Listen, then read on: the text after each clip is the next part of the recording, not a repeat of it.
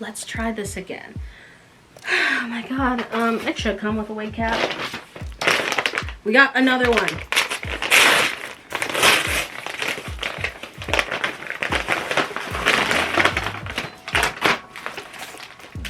I'm like determined to get it done today. So I went with a shorter wig that I wouldn't have to cut.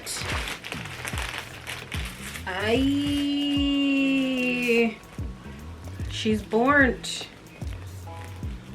Oh, there we go. Yeah, that feels like hair. Got a lot of wig comes in it that I might politely remove.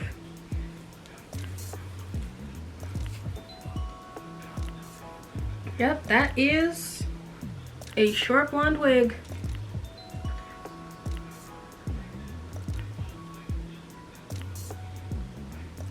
It doesn't have the density my other wig has, but I just do not have the strength of force to do that.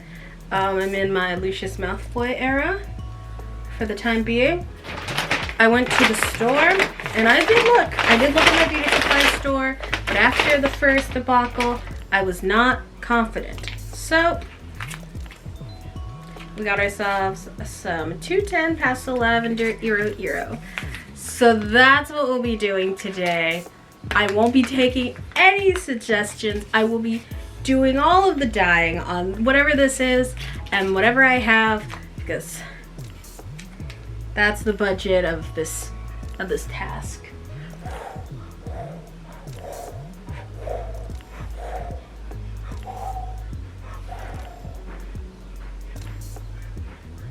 I think my cats are fucking up my rug. I'll be back.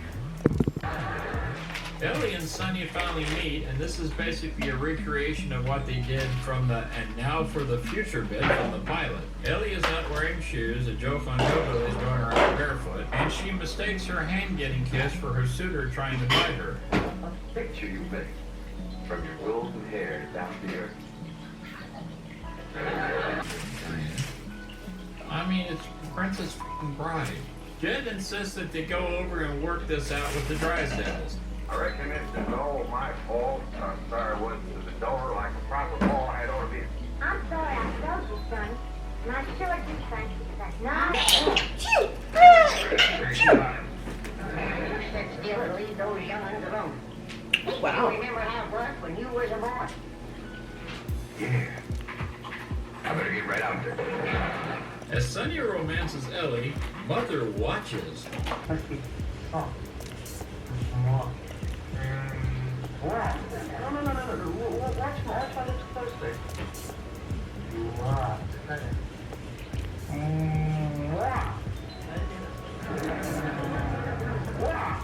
That's closer. Try again. Once more. Oh, the order. Get through. Miss Hathaway finds Granny making Ellie, starts to show Ellie how to be sophisticated. Jed and Jethro watch and think Granny made her a love potion. To make the Winston taste good, like a cigarette had ordered. Episode 11 is called Ellie. Can you stop? She sits. Basically, there's an A plot and a B plot, and it just jumps Kathy back and chased forth her? between them. In the A plot, Granny tells Jed she Pretty overheard aggressively, Sonny tell but- Ellie he was arrived and rings the doorbell.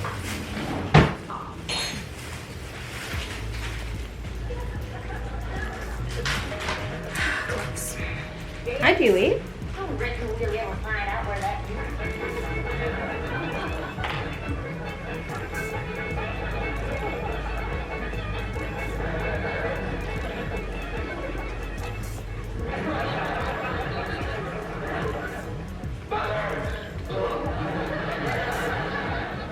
In the sponsored final scene, Pearl is writing a letter to her kin and armed and slowly walking over to the Drysdales. A feuding theme in the style of the Ballad of Jake Clampett explains what's going on.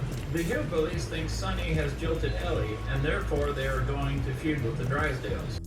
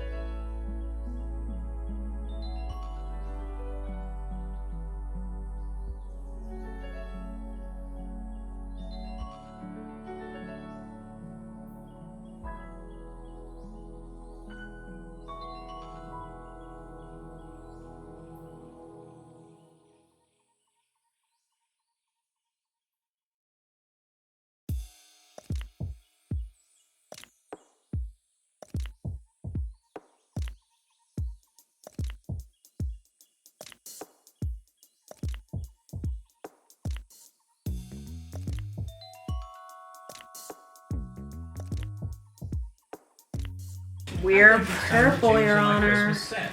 We're lilac. We're lavender. We're scary. It's fucking neat. How does that boy do this? Oh, wait. There we are. It's really not worth the fanfare, is it? As I was saying, I really enjoy Christmas specials of any kind, but there's something special about black and white Christmas specials that captures a special mood. But there's one problem. A Christmas episode needs to have snow, and the Beverly Hillbillies is set in Los Angeles, where it typically never snows. And so it's fitting that this episode features the first time the Hillbillies go back home. And so let's talk about season 1, episode 13, Home for Christmas. The Hillbillies are rolling up the truck to make the 6-day trip back to the hills for Christmas. Mr. Drysdale and Miss Hathaway arrive and clearly are living out permanently, but Jenna shows them they will return after Christmas. Mr. Drysdale says they should just fly so that they can be back home by tonight. He has Miss Hathaway make the arrangements as well as getting the women in coats.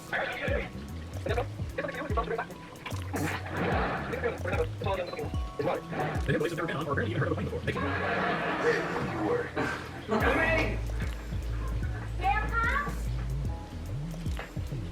You shimmy up that tree and tell that grabby eagle to give you back that mink coat for Pearl's honeymoon, or she ain't no friend of yours. Only if she wants to, of course.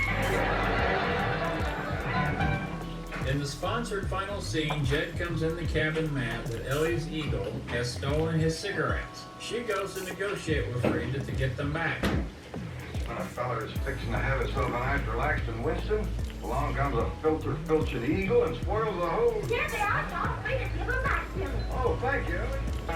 Instead of California where the sun so warmly shines, tonight we find the Clampetts in their cabin in the pines. The weather is so cold, hot coffee freezes in the cup, and when the chickens lay their eggs, they lay 'em standing up. Episode 15 is called Jed Rescues Pearl. We find out Ellie is still having her critter sleep inside, which still includes her skunk. I just want to say that Granny'd appreciate it if you'd have this little fella sleep with his own family. All right, I'll go get the others then. Oh, no, outdoors with his family. Otherwise, when we go to California, they might not take him back in. And if a skunk ain't welcome with his own family, he just about ain't got nobody to turn to. All right.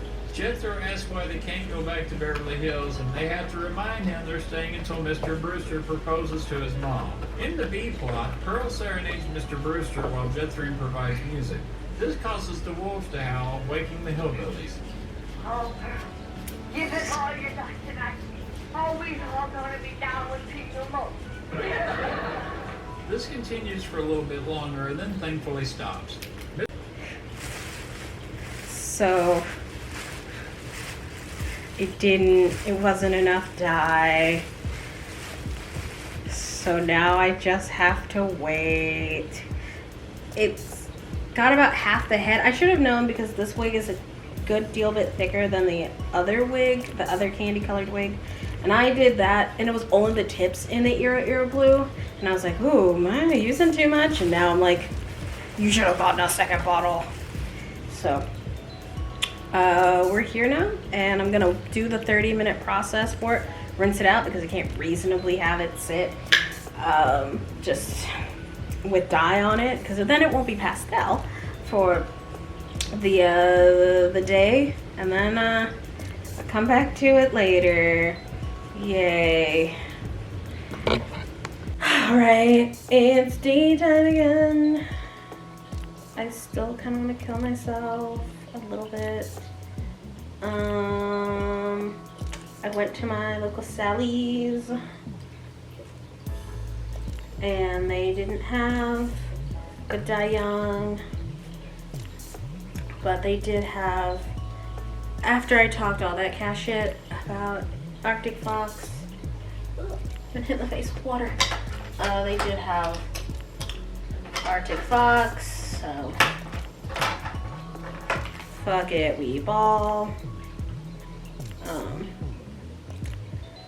So now I am pulling the dye. Frankly, I think I just need to re-dye this entire section.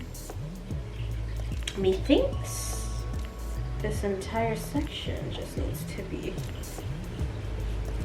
re-dyed. They're just full of chunklets of this top half that don't have enough dye in it. So I think because we're already here,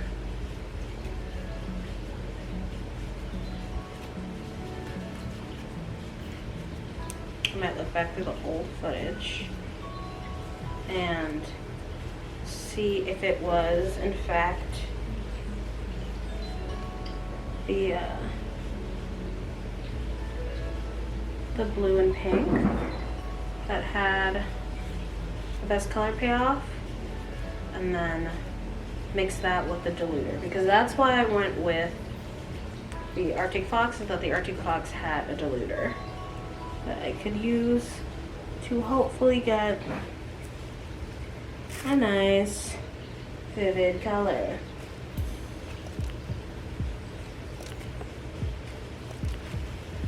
I don't really need to worry about the M's as much because I'm gonna go through and cover those anyway. Let's go back and look at the footage. Anyway, Cappy. Anyway. Cappy is my assistant director today on this emotionally exhaustive episode of dyeing my fucking hair. Ayo. Ayo. X-Girl. Light blue. I'm gonna go harder. Probably not harder in any way. I think I really liked what I did before, so that's what I'm gonna do. Today's YouTube video is Dr. Pepper's Fansly, a painfully unnecessary deep dive, and that's what's on in the background. Logan is rushed to the hospital where an injured Big Fan was throughout the season, just out of frame. We get a little bit more context on Logan's accident from episode 206's Amnesia, as he gets a statement to Sheriff Bosworth that Big Fan seems like that Dr. Pepper cured his Amnesia real quick. We jump back to that scene of CJ's parents. Whatever this thing is, it's a threat to everyone he thinks. Luckily, he gets some help from Grey Wise. The ticket man himself is out of his orange jumpsuit and back in a green. Alright, let's fucking go. The mayor commences the tailgate festivities just as Big Fan storms on stage and throws him into the crowd. He's played by Ryan Bosworth. They're not the same person, though. I don't think. A terrified audience scrambles for safety. In the crowd... Let's check my phone Anyway, before I it's a do big fan. this, and then we'll do He it. doesn't retaliate further.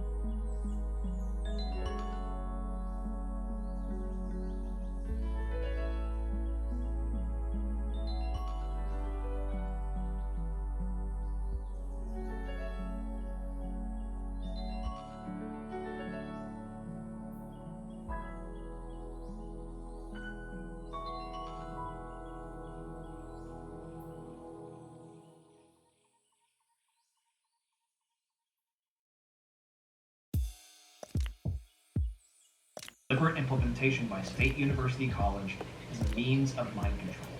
My first inkling of this being some bigger conspiracy was this moment in episode 208, Big Fan Begins, as Sheriff Bosworth is taking Logan's witness statement following his injury.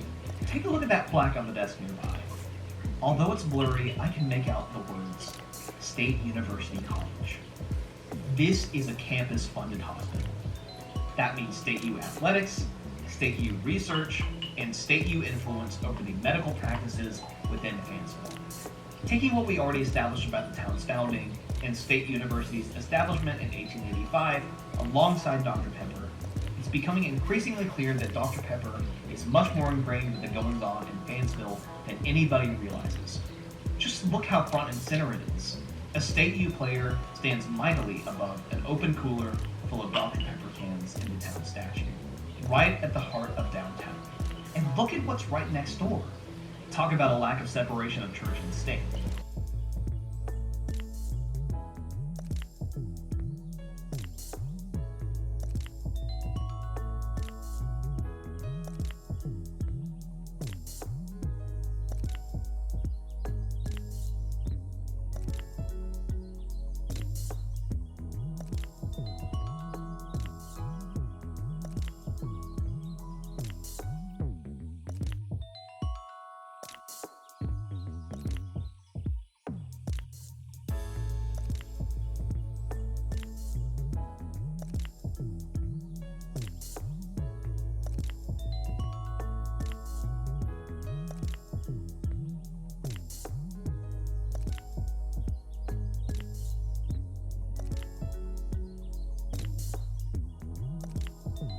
Rawr.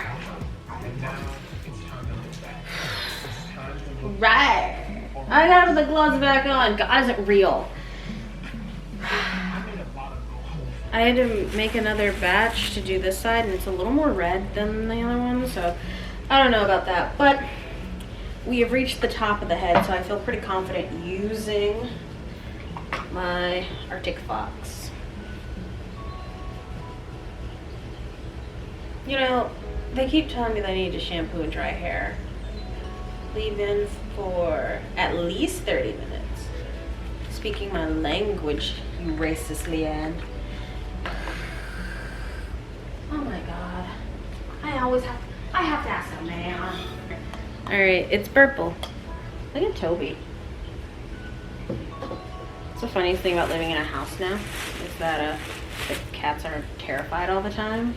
So he's just, even though he doesn't particularly want to be around any one of us, he is just kind of around all of us. This feels, because like the color itself is way lighter than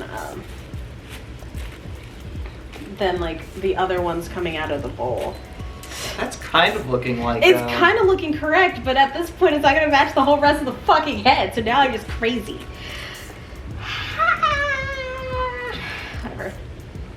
It is not your fault that I'm not a fucking chemist. I've just given you some of my Condolences.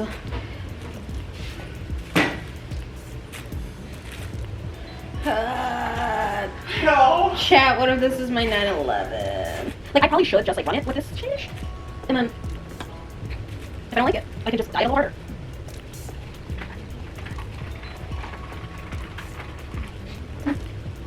Come on. Just like a hair more purple. Just a hair.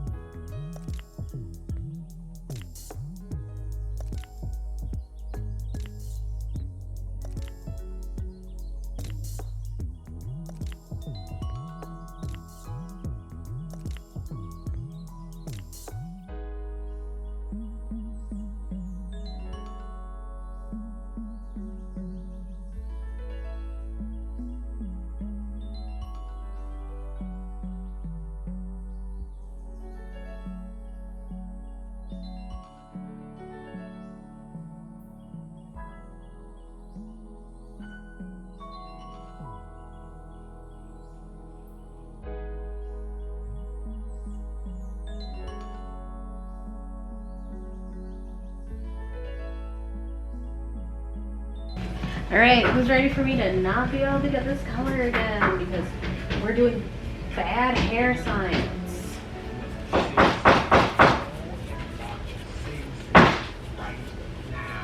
I don't care how you watch it, just Sing Sing was my favorite movie of the year. It made me cry 4 times. You want to see real acting, you want to see real character, you want to see real emotion, you want to feel real emotion, watch Sing Sing. Anyway, Doom 2. Doom 2 was my favorite.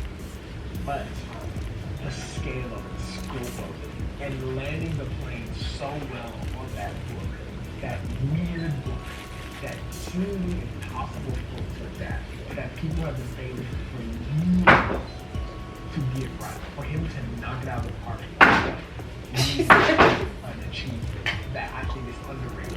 The fact that he did such a good job of directing it, of holding it together, and casting it, I mean, that cast was amazing. Top to bottom. We're gonna look back at the cast of that movie and say, oh, that's the next 20 years of Hollywood. Everyone in that movie has ruled Hollywood for the past 20 years. for him to put that cast together. And none of them are. Even Austin. I was Austin. He's hilarious. I never liked him. Then I liked him. Village Water's no longer sellable. Yeah. Yeah, I assumed you probably heard me like for like the last like 5 minutes, like what the fuck is he doing? Yeah. Yeah, no, it. And I trusted.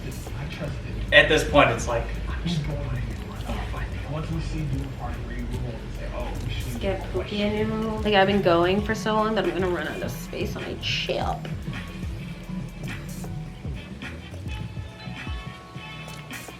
The 200 pounds got nothing to do with it. I appreciate you for taking it. Appreciate? You don't appreciate nothing. Where were you when the bullet started flying? Hiding behind your desk, shitting yourself like the rest of your car. While I was out there, in the cold, in the dark, in the shit. That's a terrible accent. I love you. A man will save my life. Get his fucking life blown. Appreciate it. Don't make me laugh. 1-to-1 goop. I need you to stop having air inside you.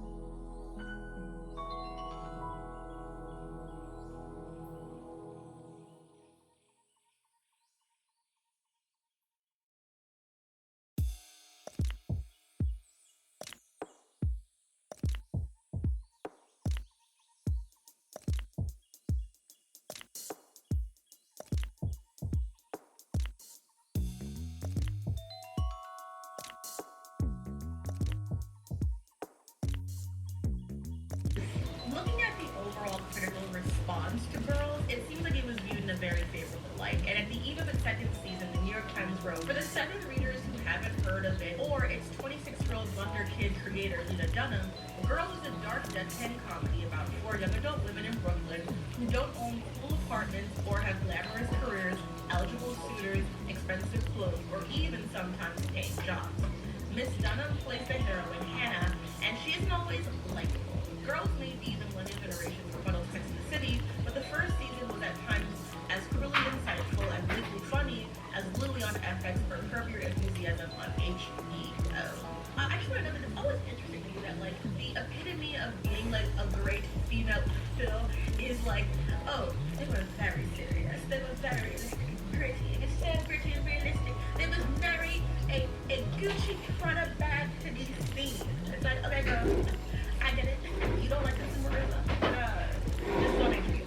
Taking a step back from the typical New York City glamour of dating, youth, and disposable income, Girls paints an often gray and like browbeating viewpoint about living in New York City. One that I think has merit, but as a native New Yorker, it still feels very transplanty, which I think is very odd considering that Lena Dunham is from Brooklyn, although a more artsy, rich side of it. But still, she's like from here, and there's like a disconnect in that kind of way. Where if you're not from New York, like, I guess, but I think as a New Yorker who worked retail for the majority of her life, what I say, like, they're not low-paying jobs. I'm like, I don't see you doing no real work. Hannah. And while in some ways it is an ensemble, the series lead is Hannah, played by Lena Dunham, a transplant from Michigan who aspires to be a writer. And at the beginning of the first season, she's cut off by her parents as a way to encourage her to become more independent.